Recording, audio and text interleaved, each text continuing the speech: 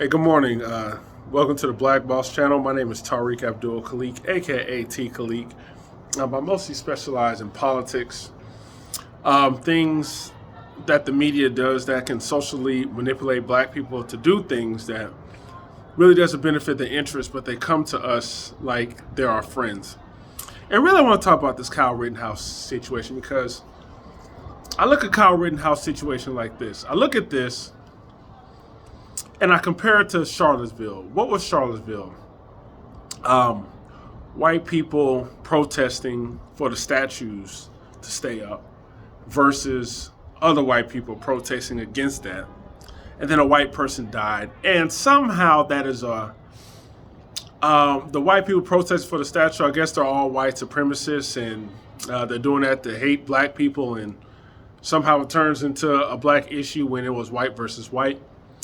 I'm starting to see that same thing with the January 6th, where once again, a bunch of white people go protest the Capitol. And for some reason, those in our community makes this into a black issue. And it's the same with the Kyle Rittenhouse situation, where Kyle Rittenhouse shot and killed white people. But the white supremacists, is Kyle Rittenhouse. What is going on here? I'm going to tell you what's going on. Our people are socially conditioned to see white liberals as black people. And whenever white liberals get hurt, we see by another white person, we automatically, it's not like we sit back and we analyze what's going on. We automatically jump to the side of the white liberal. And then we throw our own pain into it. Then we throw our own racial history in it. And let me tell you the dangers of doing this. When you do that to black people, especially if you're trying to be genuine, when you constantly look at white people fighting and you have black people take the side of the liberal, guess what's going to happen? When this Kyle Rittenhouse, if the verdict is not guilty, we're going to be the idiots on the street protesting. We're going to be the idiots on the street fighting. And this is going to be the first time in history where black people are fighting on behalf of white people and their deaths. It defies logic. We are the only community that does this. To me, I think a lot of black people just sit back and shut up. This is not our fight. Let the white boys get out. If the white boys want to get on the street and start tearing things up, let them do it.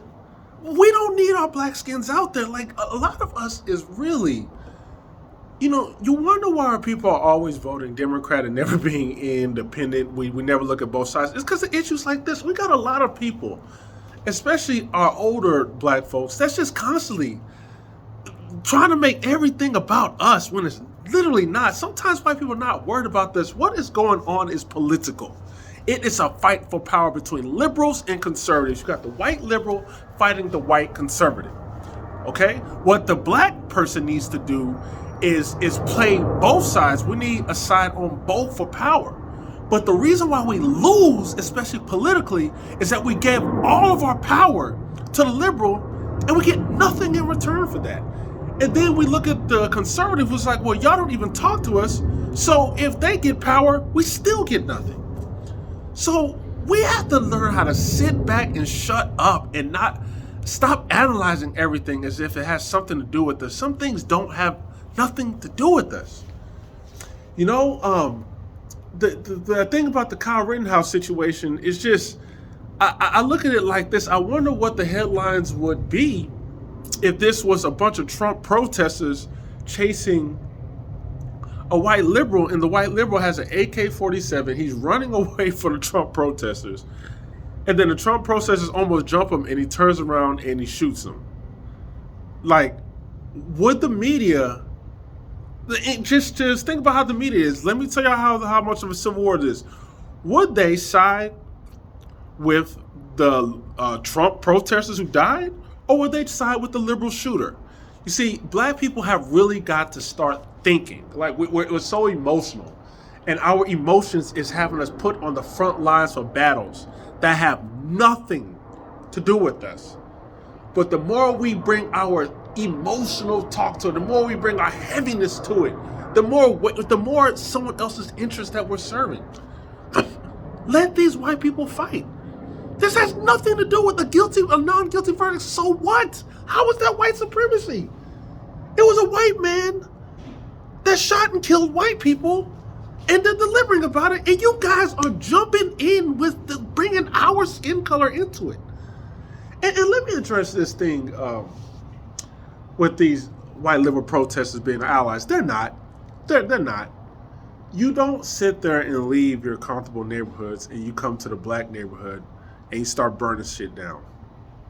You know, that's just disrespectful. Go to your look. If these white liberals truly cared, want to help us, go protest the whites in your area. Why are you in our neighborhoods? That makes no sense to me. You are burning down stores that we use. Go in your neighborhood and do that. You know, you are sitting here comfortable with your nice and secure neighborhood, and the best that you can do for black people with all of your political power, with all your power to economically silence people, censor people, put pressure on politicians. The most you can do for black people is protest? And not only that, you want to send your young kids to protest?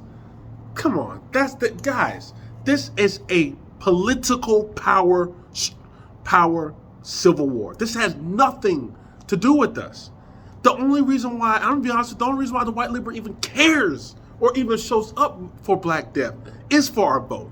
You got people out there talking about vote Biden in the Black Lives Matter rally, a bunch of white people. That's all they care about.